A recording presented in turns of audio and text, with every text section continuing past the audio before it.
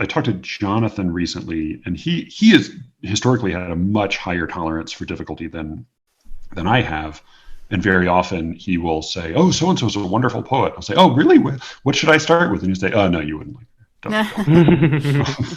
Don't." But he said he has lately found himself growing impatient with what he called it elusiveness with an E. That it was not difficulty necessarily, but what I think what he identified as the apparent intention on the part of the writer to avoid detection or avoid clear communication. So maybe that's the thing to that's the nit to pick maybe. Yeah, those are my boys I've been talking to recently. They all have the same speaking voice too, which is a weird thing. Yeah, weird. Is this the case of what Brian used to say about you having on another white male guest? I'm trying so hard, Cameron. You have no idea how many emails I send out every week. Holy fuck. Cameron, it's so true. It's so true. The last person in the world you should worry about is like a whining podcaster, but like it is like remarkable how easy it is to get white males on, and how it is not as easy to get people who are not white males on. What am I doing wrong? I wish somebody would tell me. But yeah, if there's an answer, please let me know. Whatever it is, I will change the way I'm writing my emails. Massive misogynistic racist. Can somebody please tell us? Yeah, please let us know. I mean, I know that shouldn't be your job, but. Yeah. God, you added the rainbow letters to your logo. That was just something. You hadn't noticed that. Hey now. If there is an answer to like how should we be writing our solicitation emails so as not to put off everybody who is not a white man, please let us know the secret. We will definitely take your advice. No offense, Alice, but at least Matthew got like a very, very vaguely mixed race disabled person on his program. I don't see anyone like that on poetry. So. Yes. That's it. I'm deleting everything. It's over.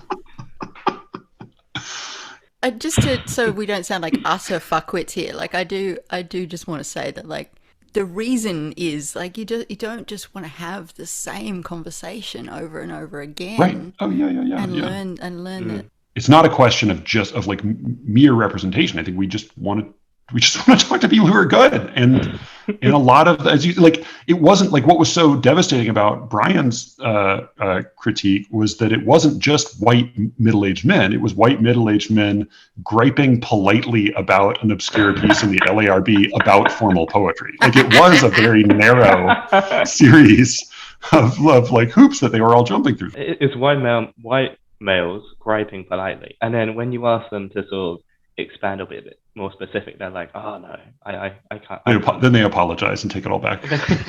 Oh, it's hard work, isn't it, Matthew? It's very hard work that we do here. This is. I would compare it to childbirth, to coal mining. I think, it's nothing compares. Are you guys wearing Slee Ricketts t-shirts? No. What? I was yesterday. My stepmother is wearing one. Did we let you down, Cameron? You did. I saw you. You sent me a photo of yours. Yeah. It looked good. It looked good. That was like the first image. I think that's like the first image of me you've seen. Yeah. Because I'm just a disembodied voice. I think I imagined you roughly the way you are. I wasn't I was surprised by not being really at all surprised. I don't know how to feel about that, but. It's good. You look good. The shirt looked good. Everything looked good. Everybody is of age. Nobody is 17 anymore. Everything is fine. Nothing untoward has happened. Everybody's camera's off. Everything is fine. Jesus. Okay, back to the show.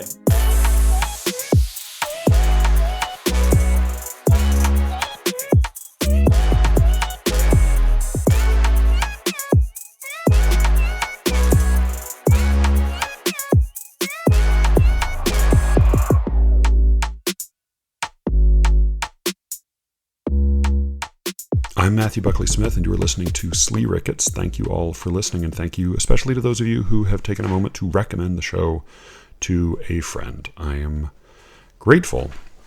Thanks also to everyone who's subscribing to the Secret Show. If you go to sleerickets.substack.com, you can sign up to support the show and to get a bunch of extra episodes. I'm going to be putting out one. I just put out one, and I will be putting out another one very soon. So this week, I have the second half of my conversation with Alice and Cameron about difficulty. I got a whole lot of responses to the first half, and enough so that I actually think it will take up a whole episode just to read through them and respond to them. So I think I'm going to be doing that on the Secret Show feed coming up soon. Really, boy, there were some people who were very upset with me for some very contradictory reasons. I was either a gutless conformist, accepting the Academy's definition of poetry as difficult and traditional and unapproachable by the common man, or I was a simpleton advocating a mindless emotionality that gave no consideration to the devotion of lifelong poetry readers and scholars. In any event, I will be responding to all of those soon, but for now, let's just get to my conversation with Alice and Cameron. It is the dramatic conclusion. I think you will enjoy it.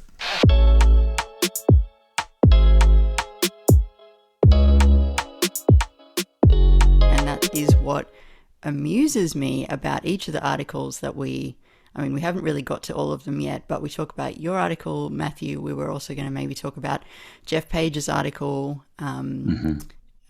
where he talks about different types of obscurity, and Reginald Shepard's article, Defining Difficulty in Poetry. Each of you do this thing, which I think is fascinating, where you make a list. Yeah.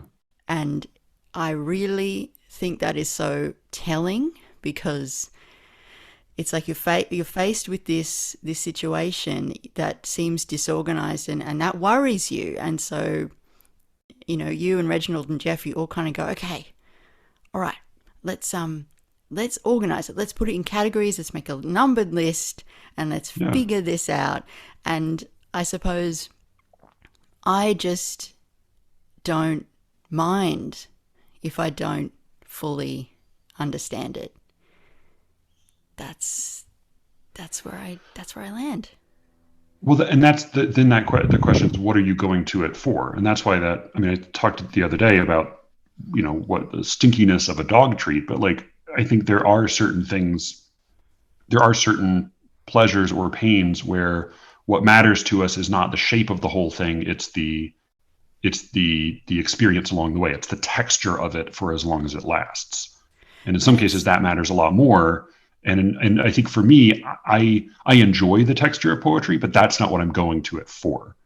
I'm going to it to hear a voice, and in most cases to sort of to arrive at some, not necessarily the story with a beginning, a middle, and an end, but some sort of lyric argument, some kind of arc. And if I just get the texture without a voice and without an arc or argument, then I feel stood up. I feel unsatisfied.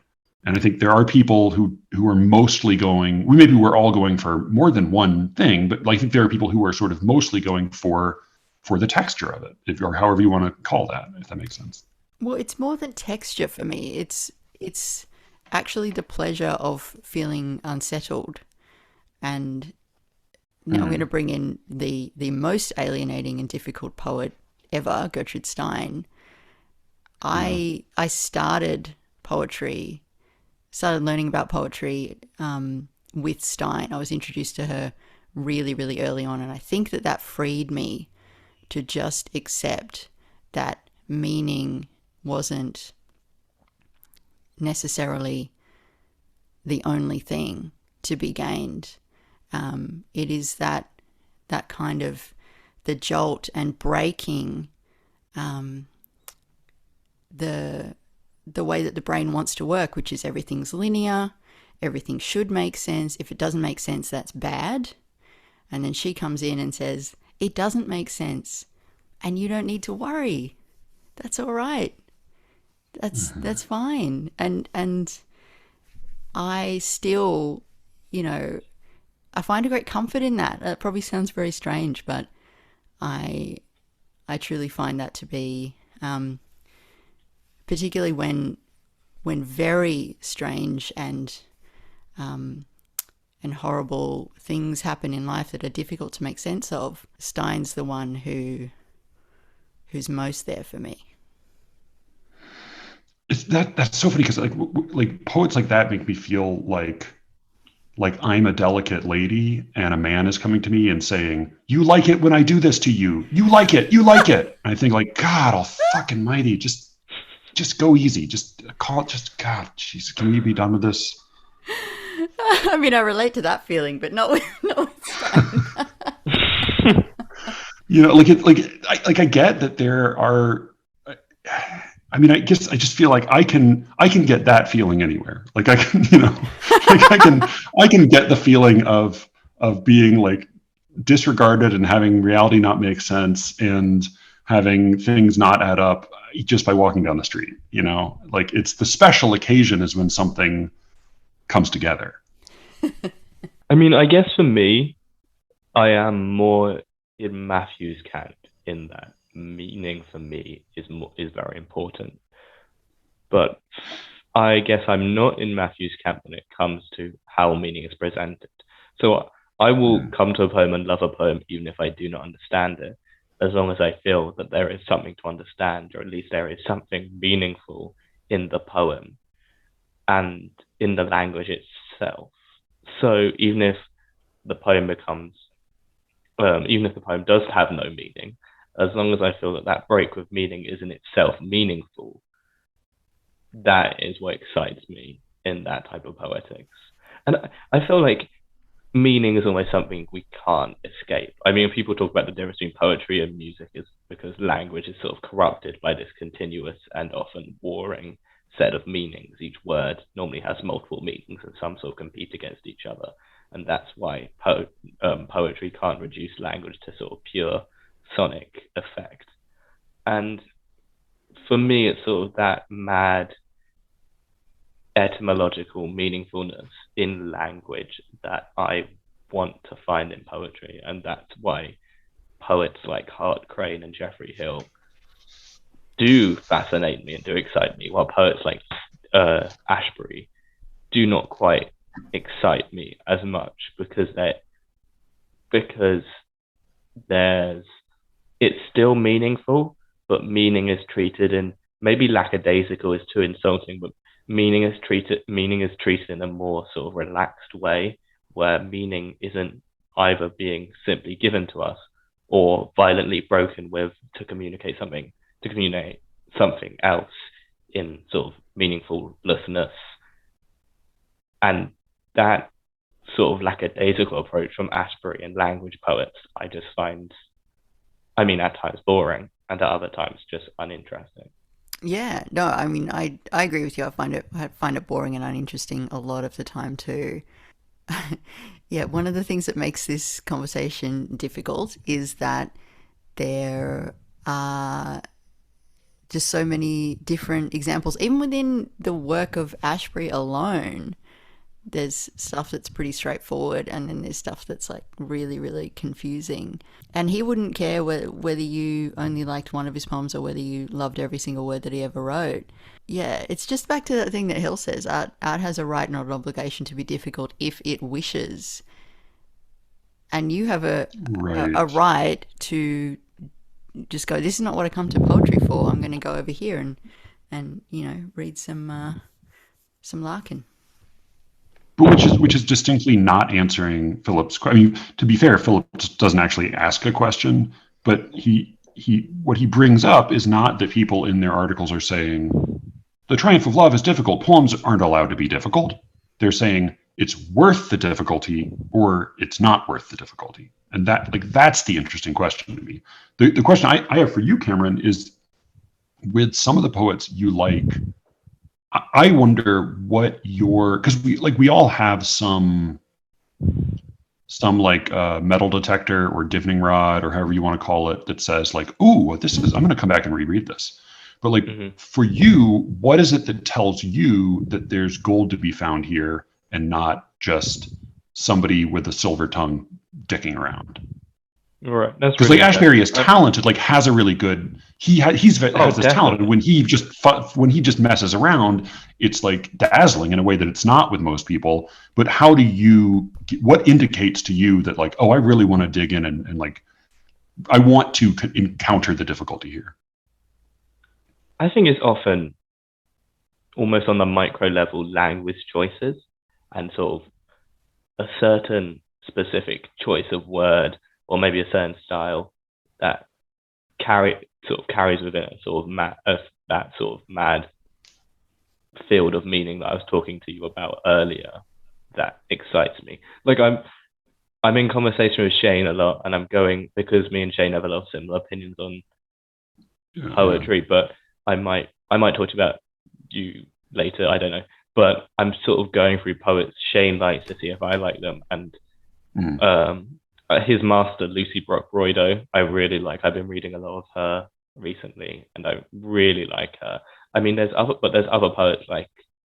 Did you say he likes Lynn Hejinian? I don't know that. He told me that Lynn Hejinian's "My Life" is like maybe one of the great poems of the 20th century. I think was how he put it, something like that. Because I read her and found her mostly boring, and I didn't find that sort of sense of meaning embedded with sort of complex and mad language that I find in other poets that Shane likes and I love too. So it's sort of, I guess it's that sort of, for me, a poem must in some way attempt to communicate and must in some way have a very focused relationship to language. And I find the quote unquote language poets, and some of Ashbery doesn't do that for me. So when I'm reading poets I like, and this happens more with contemporary poetry because I'm more sort of the poets, the sort of quote unquote canonical poets, most of them do it for me in different ways. Like Keats does it for me, and so does Hopkins. And Hopkins does it, and Donne does it, and Herbert does it, and I don't know, Pindar does it. So, and they're all very different. But I have to sort of sort through more contemporary poetry to find the poetry that really does it. And I guess it's that sort of interaction with meaning and language. I guess so.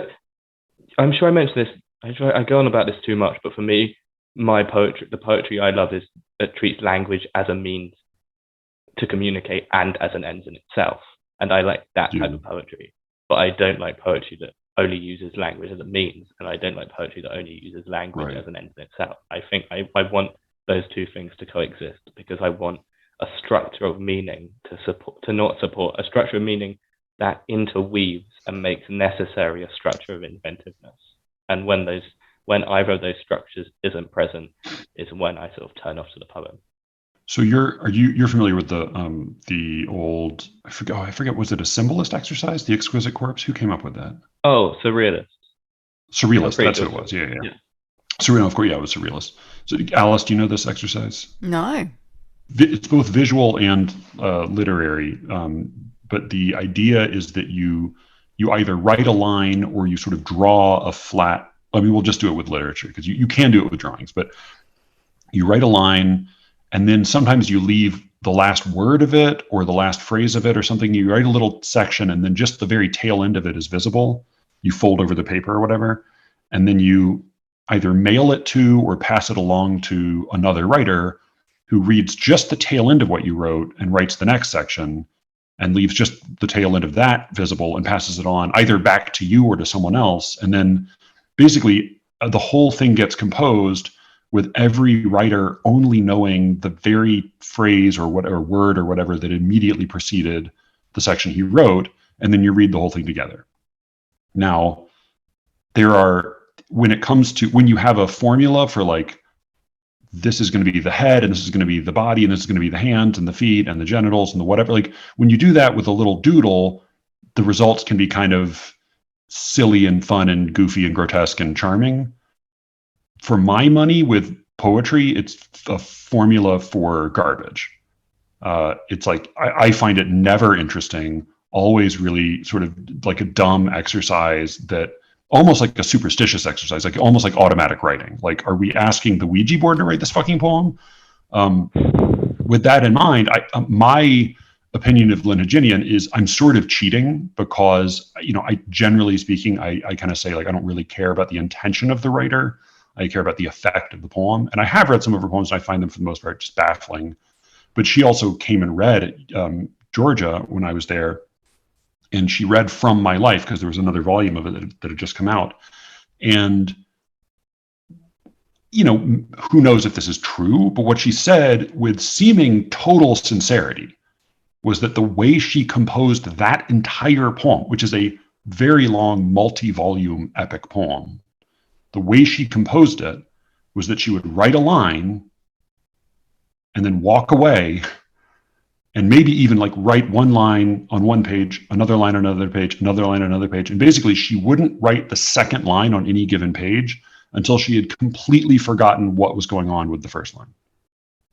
That basically she wrote it as an exquisite corpse of one, so that she was, in course, because she's writing it, she's never going to totally lose track of the line, and she can still read it, and her unconscious, blah, blah, blah. But to the best of her ability, she was writing it with a total severance between every line. And that, to me, almost forecloses the possibility of there being anything interesting, unless I'm her therapist or her husband, But that's my sort of uncharitable, instinct toward that kind of writing. Wow, I have I'm the on your complete side opposite there. instinct. I'm Really? sorry, Alice. I have the complete opposite instinct. I hear that and I'm like, wow, I really want to read that book. What's in there? Oh, well, there's a lot of it to read. That's the You got thing. many volumes to choose from. Yeah, the length will, that's always a challenge for me. But that's like, presumably, I really want to read that is coming from, like, that's got to be because you assume there's a really fascinating mind at work there. Like, I read the like shattered fragments that were collected as the original of Lara and published after, decades after Nabokov's death. It was like basically his like note cards in preparation for a novel that he never got to write. And I read it because he's fucking Nabokov. And like, even though it probably shouldn't really have been collected and published as a novel, and even though it's sort of a mess, there's so much interesting stuff there that I like correctly assumed I would find, again, because it's fucking Nabokov. So to me, like, if it's a source that I know is going to be a really rich source, then like maybe your weird experiment is going to be worth finding, or like following up on. But I'm curious, Alice, like, what is it about just that, unless like you already have a relationship with Heginian's writing, like what is it about that exercise that appeals to you as a reader? Yeah, I think it is imagining that a mind like hers would come out with some really interesting lines. I mean, it reminds me too of when I read Midwinter Day by Bernadette Mayer. And the line is she wrote the book in a day. I think there's a bit more to it than that, but the line is that she wrote the book in a single day, Midwinter Day, 1978. And I read the whole book, and it's not all interesting and it's not all pleasurable, but there are really, really bright, shining moments of pleasure in that book for me. And I think that there would probably be in Heginian, there probably would be if I read the whole of The Skaters. Yeah, and it comes back to this thing of worth, right? Like worth going through. Yeah. And I think because my first poetry teacher very quickly introduced us to Stein, and then we read her in this huge, huge group, and we exploded the meanings of all the little parts of Tender Buttons. I take it as a given that there's always worth. Until I come up against something and I go, well, no, actually. So they're worthy until proven unworthy. Are you a fast reader? I don't think so. I don't think so. And I Okay. also don't think I'm a particularly like I think I tend to sort of skim over the surface until something really grabs me and pulls me down. So Okay. I'm not a great reader at all. I'm not either. I'm a very, very slow reader, which is I think partly why I can be stingy about dealing with fuckfuls when it comes I don't really want to read your big experiment. If you're calling it an experiment, then it probably is not going to turn out well. I have a question for both of y'all because you're both readers and writers. What is the gap or differential or spread or however you want to put it between what you will tolerate or even embrace as a reader and what you will permit yourself as a writer when it comes to difficulty? Does that make sense as a question? Like, Yeah, I think so. Yeah. is there a gap or is it just a line? Yeah, well, it's changed for me a lot because I mean, reading through these articles again, Jeff's article in particular, I felt so implicated, you know. He talks about these different kinds of obscurity, and he talks about desirable obscurity, inevitable obscurity, obscurity of cultural reference, syntactical obscurity, obscurity for tonal effect. They're all kind of fine. But then he gets into accidental obscurity and reckless obscurity and then willful obscurity. And I think I very much, you know, when I started writing, possibly because I was introduced to Stein really early, and because a lot of the writers around me in Melbourne were writing poetry that didn't have like immediately clear meaning in it, I ended up trying to ape their work, and I ended up in accidental obscurity land and sometimes in reckless obscurity land.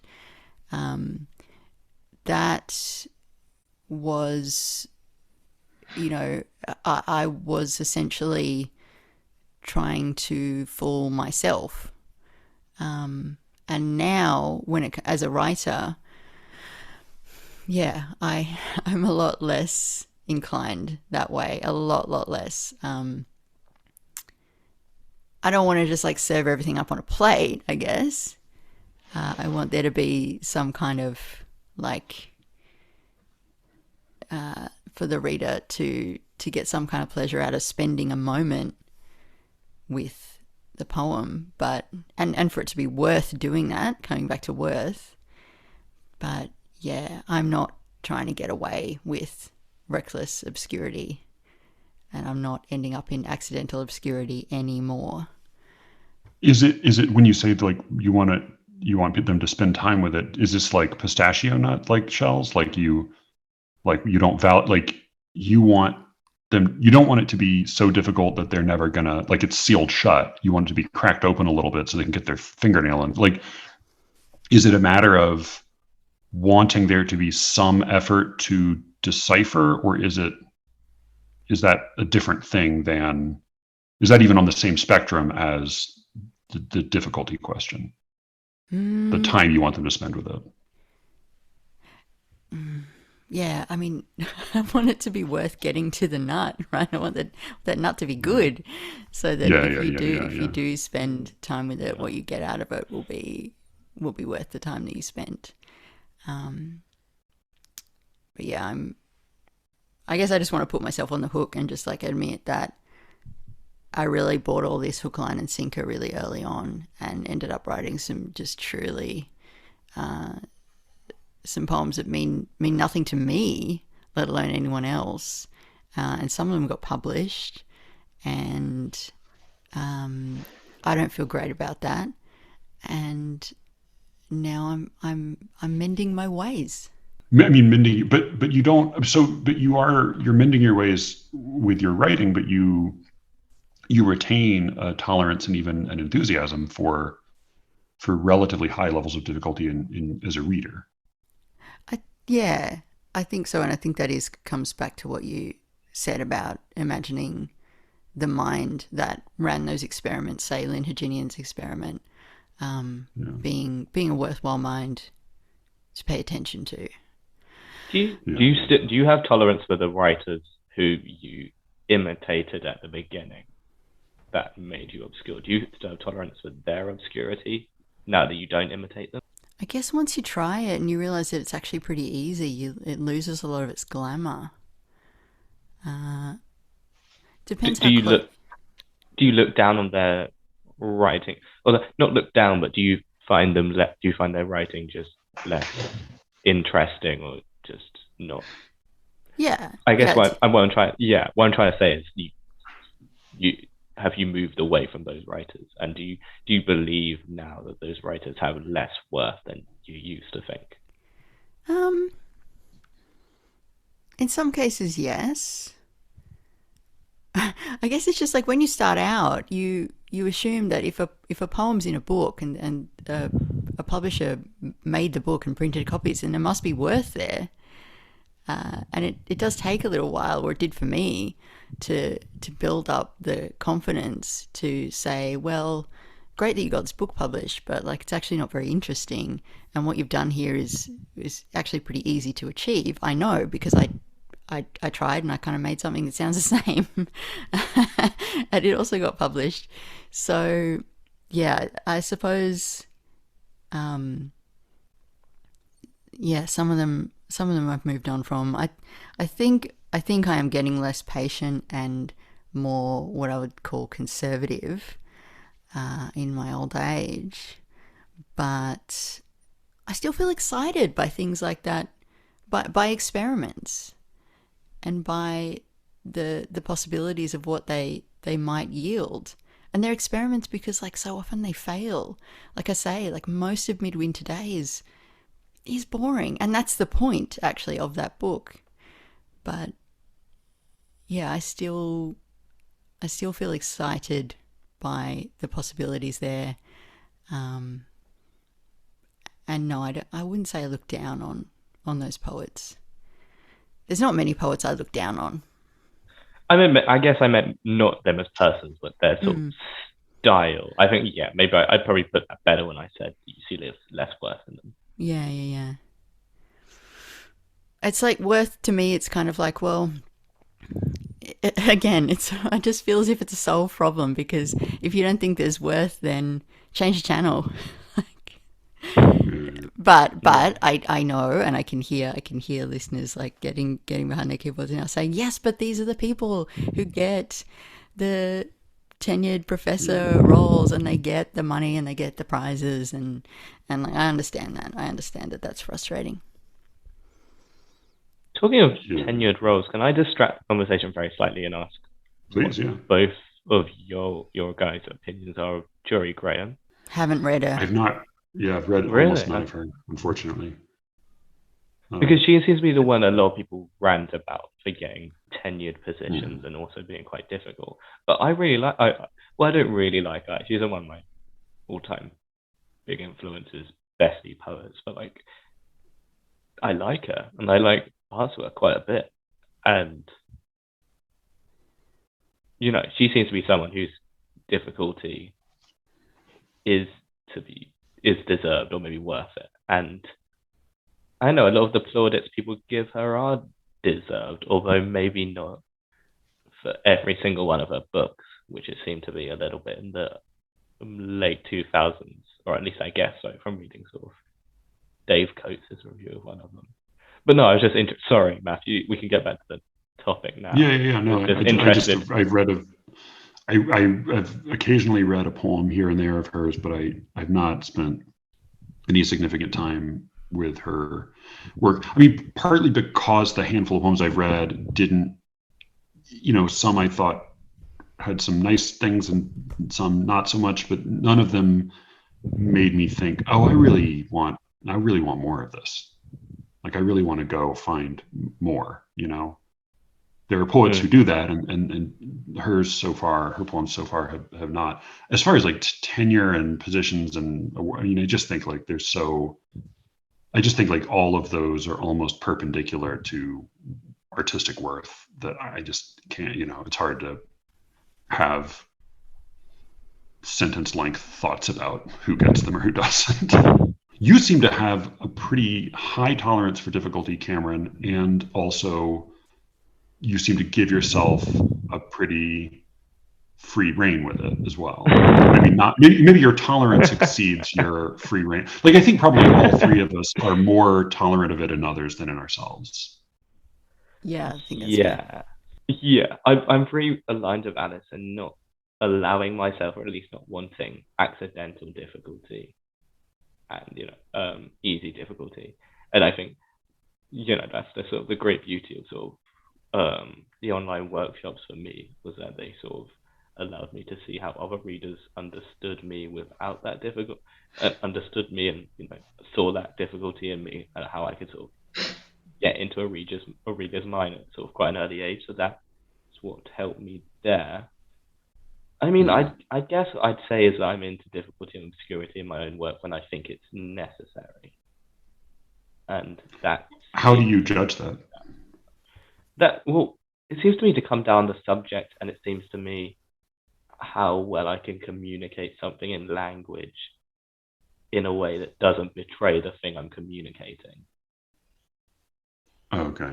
Yeah. So if I have to communicate something difficultly, it's because I want to hold on to a truth that is difficult or complex. Like this is very Hillian, and a lot of my aesthetics have come from Hill at that sort of extent. Hopefully not my style, but a lot of my aesthetics have. So yeah, I'm trying to, because I was trying to think of sort of difficulty I wouldn't allow in my work, and all I kept thinking was sort of people's styles and how I wouldn't allow that, because I just turn into like an imitator. But that isn't really what the types of difficulty are. So it really does come down for me to sort of necessary difficulty. I certainly wouldn't want to include difficulty because it was fashionable difficulty or played into some poetic tradition. Like I'd only want to include difficulty because the difficulty assisted in some way that poems play among language and meaning. So that still be the bars I set myself. But yeah, Hill talks, I think before the paywall, Hill mentions Milton's manifesto for poems to be simple, sensuous, and passionate. And I take that to my own work, and I want it to be simple, sensuous, and passionate. I don't want it to be simplistic, and I think simple and simplistic are very different things. Yeah. But I don't think it's necessarily paradoxical for something to be simple and also have difficult elements, or for it to be a difficult poem. Yeah, definitely. Could you ever, in revising a poem, and I wonder this with both of y'all, could you ever, look over a poem and say, this spot is difficult? Like I can imagine saying, this spot is difficult, I need to work on it. I can imagine saying, this spot is difficult, fuck it, I can't make it any better, it's good enough. But the question is, could you ever get to a spot, like look at a spot in your poem and say, oh, this spot is difficult, good. Like I'm glad, I want this to be a little bit difficult. Is that something that, like, rather than like, I think I should keep working on it so that it becomes easier? Yes, because it gets back to what I was saying about how it's the difficulty in some way did not betray, but instead, I don't want to say enhanced because it's not enhanced, but the difficulty suited the subject. So if I looked at a part of the poem, I thought that is difficult, and I thought that's because the subject matter at that point demands difficulty and complexity, I'd leave it as such. Do you oppose difficulty in that? Like, are there cases where you would oppose difficulty to something other than clarity? Because I think my impulse would be, like, I want my poems to be like Moravian ginger cookies. Like, I just want them to melt on your tongue. Like, I want them to be as effortless to read as possible. And I don't succeed at that, but that's my ambition.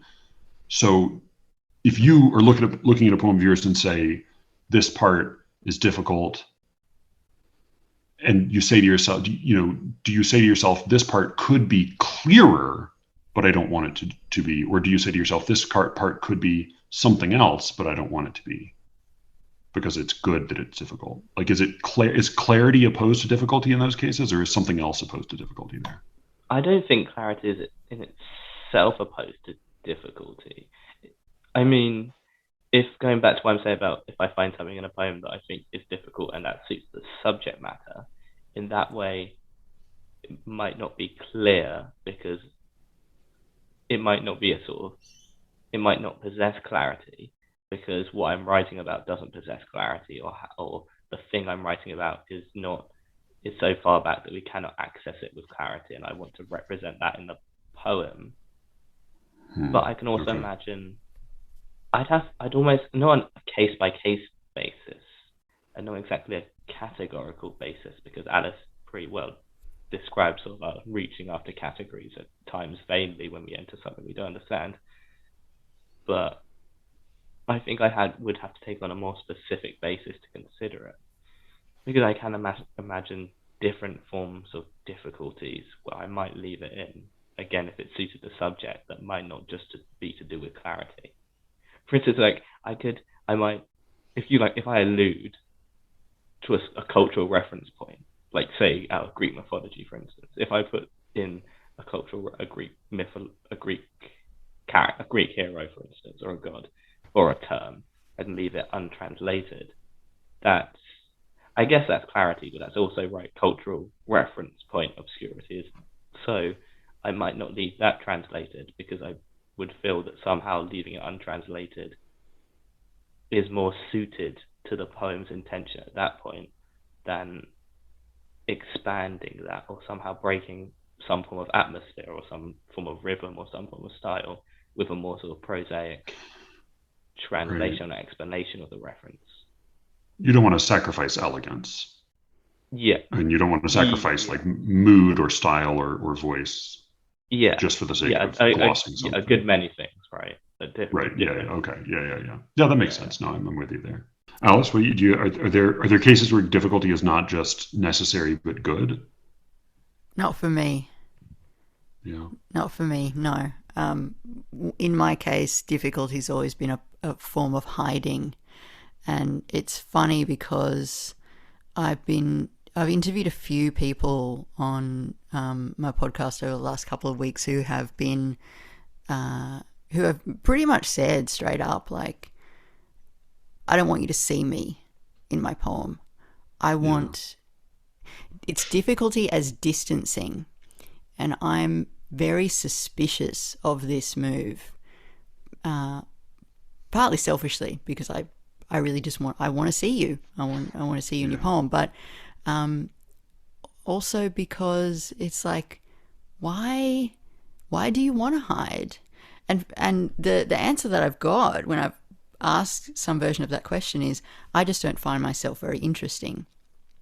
And I think that's why I was doing it in the first place too. My life wasn't very, my life still isn't very interesting, but yeah, I didn't really have much to say.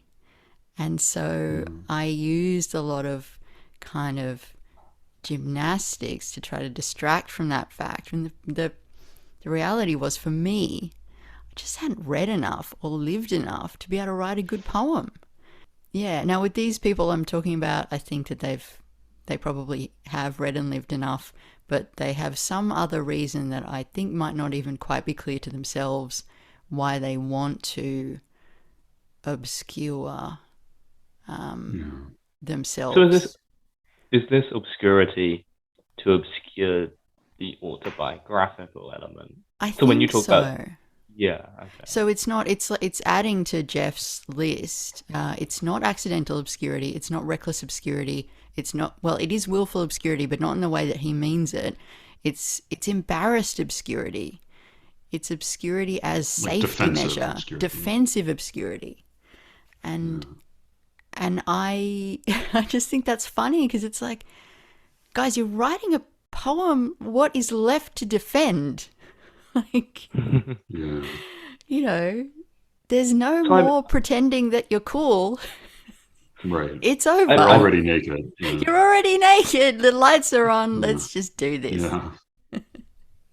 I'm interested. And just for the listeners, this is Jeff Page wrote an essay called "Obscurity in Poetry: A Spectrum" in Southerly magazine that caused a big shitstorm, mostly because he included one example of somebody he thought was willfully obscure? Well, Like one it's not. Yeah, one example that there's really more pissed to people it off. than Like that. There's more to confusing. it than that. Yeah. Yeah. Okay. Yeah. Well, yeah. Do you want to give a little more of the back? Because you brought this up on your podcast more obliquely before.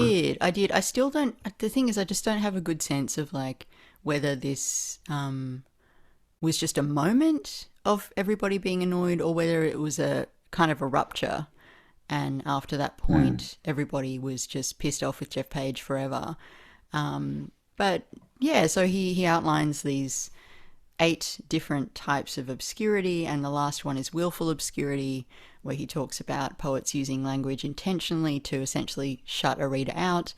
To illustrate that example, he used work from a book called Open Sesame by a writer called Michael Farrell. I think Michael Farrell is genuinely like an Ashbery level genius, and something of a national treasure.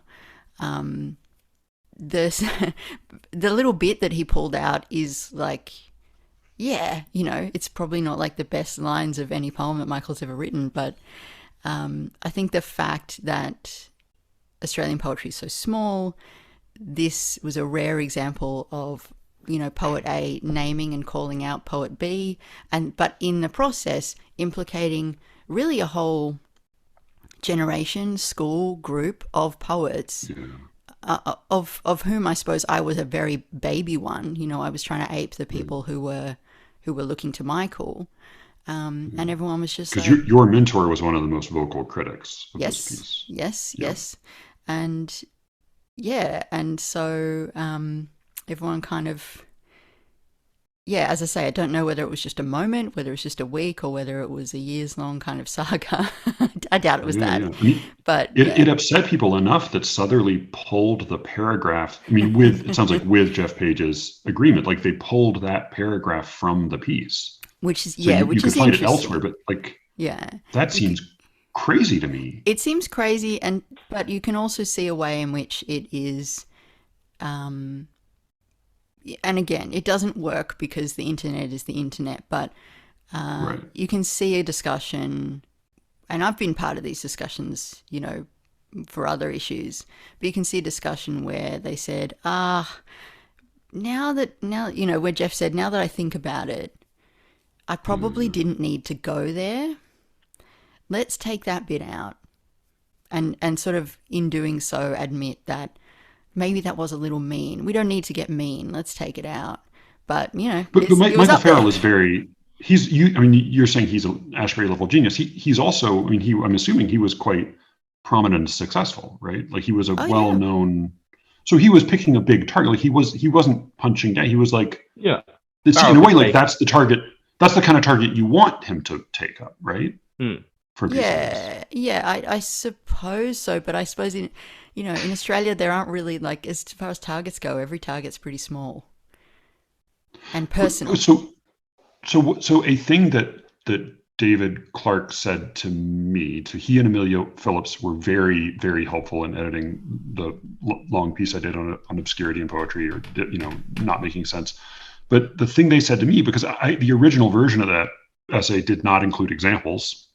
It talked plenty about kinds of nonsense in poetry, but didn't provide named specific examples. And the way they said it to me was basically, if you want people who are already totally in the know to read this, they will know who you're talking about.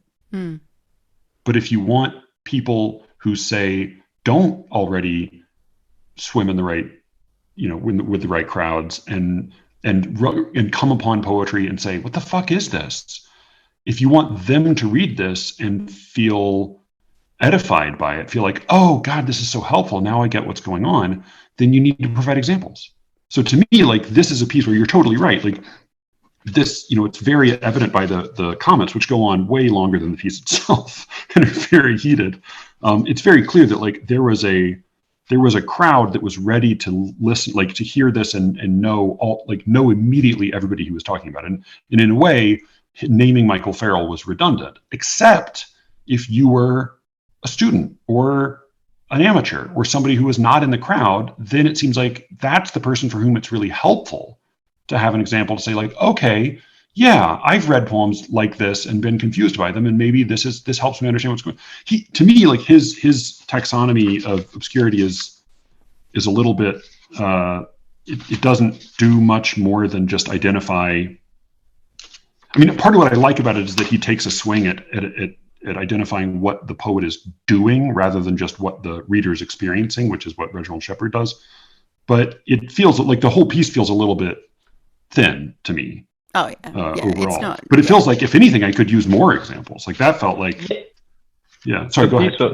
The piece felt diminished because of the removal, because it moved from sort of a very unbiased, almost unopinionated cataloging, and then there's a little bracket with a comment about how this bit had been removed. And then the next paragraph is more judgmental, moving to a sort of a conclusion, sounding like a voice that's just got off sort of a heated argument, moving to a more passive, more accepting tone. And it just felt so disjunctive to me. And then when I actually read the paragraph, that when Matthew supplied the paragraph that had been removed, I don't know, it felt so minor. I mean, compared to sort of essays I've read, compared to sort of Rebecca Watts' taking down of sort of Instagram UK poets.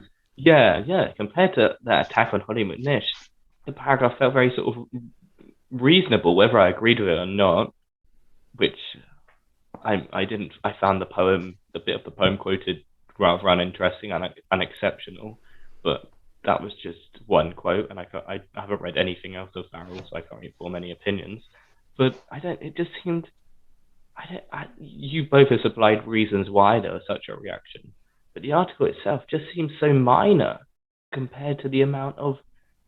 It seems like it's not. It seems to me as if the reaction, as if this very minor article, sort of was the final straw that sort of lit the powder keg that had already formed, in a sense, in that the reaction seems more important than the article itself, which ultimately seems pretty thin and minor, at least to me.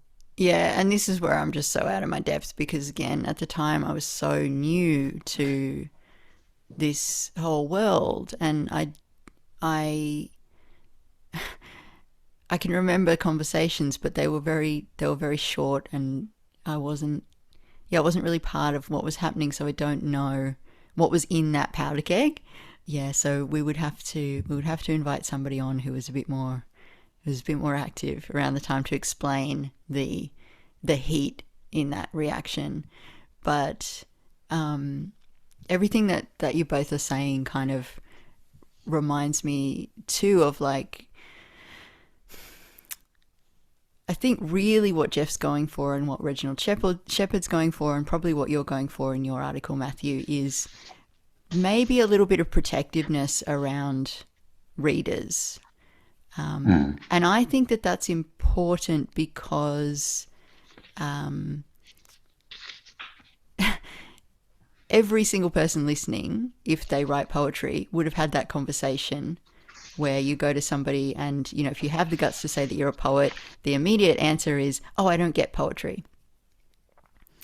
And I think that there are these kind of peaks of difficulty that come through, and the poetry that is read and celebrated is quite difficult. And those are the moments where I think people like Jeff Page step in and say, hey, we might be forgetting some important elements here, i.e. the readers. And I think we're in the opposite of that right now. We're in a moment of really, really simplistic poetry is what's getting the attention, the awards, the heat on it. Yeah. Can we just do either of you at all familiar with Shepard? With Shepard, Reginald Shepard? No. Yeah. This was. I mean, I vaguely recognize the name, but then this piece, which is called "Defining Difficulty in Poetry," is from his blog. He was basically new. Yeah, because he's very different to what I think you and Paige are getting at, Matthew, or at least he's very different to sort of how Alice characterizes you two. In that Shepard is well, he's probably closer to me in that he loves Hart Crane.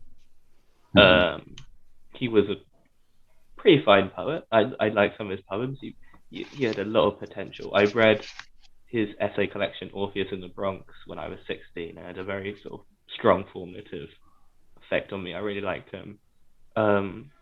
He dies really young. I think like a year or so after this essay is published, which is a massive shame because it felt to me that he was sort of building towards a very sort of strong style, and he was just getting started in a sense. And then he dies. But in that sense, his article about his article in the blog about difficulty, he's more going to be on the side of the difficult poets he mentions than on a sort of a non-understanding reader's side.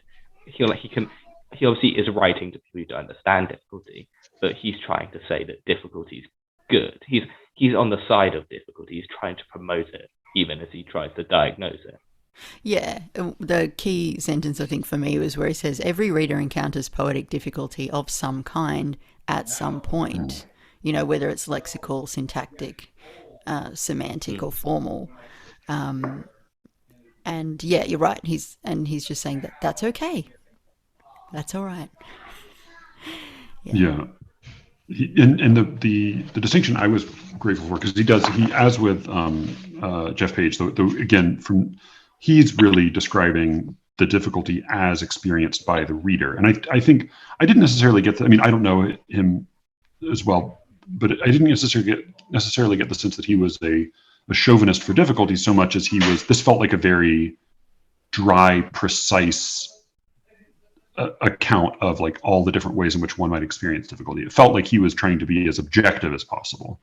He identifies lexical difficulty, allusive difficulty, syntactical difficulty, semantic difficulty, and formal difficulty, and modal difficulty. And then he, just in summing up, I think in a way that makes people, I found helpful, because again, I think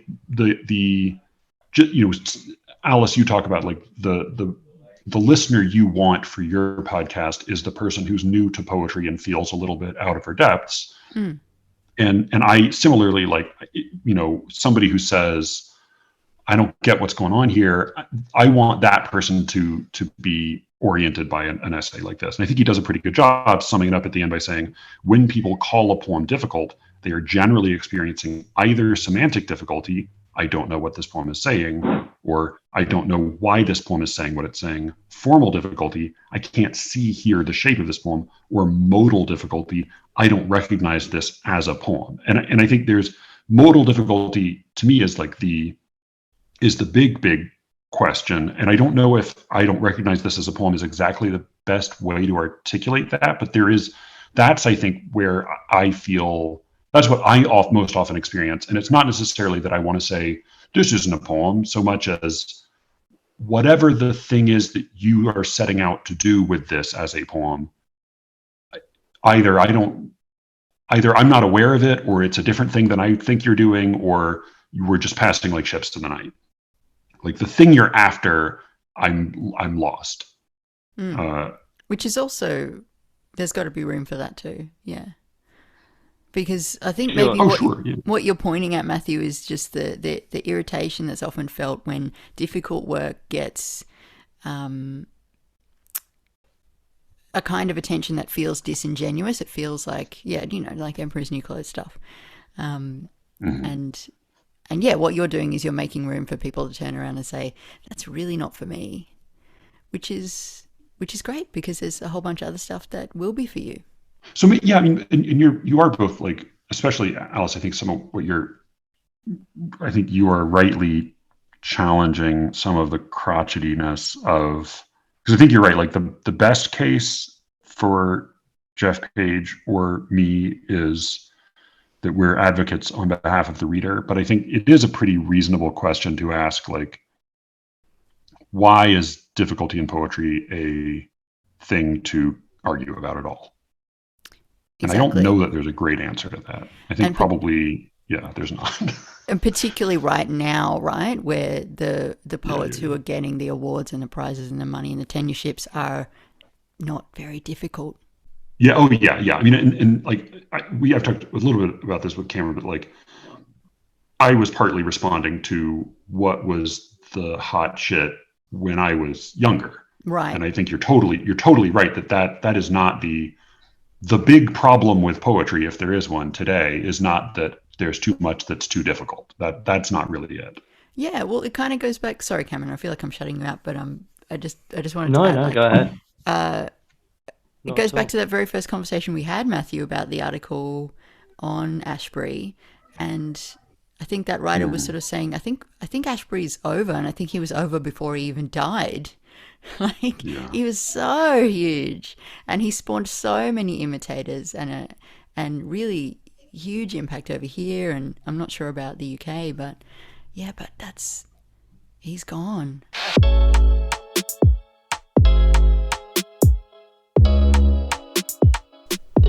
That was my conversation with Alice and Cameron. You can find Cameron, as always, on Erratosphere. I've got a link in the show notes. And Alice, sorry, my daughter has got her foot stuck in a plastic bag and is walking around the room with it.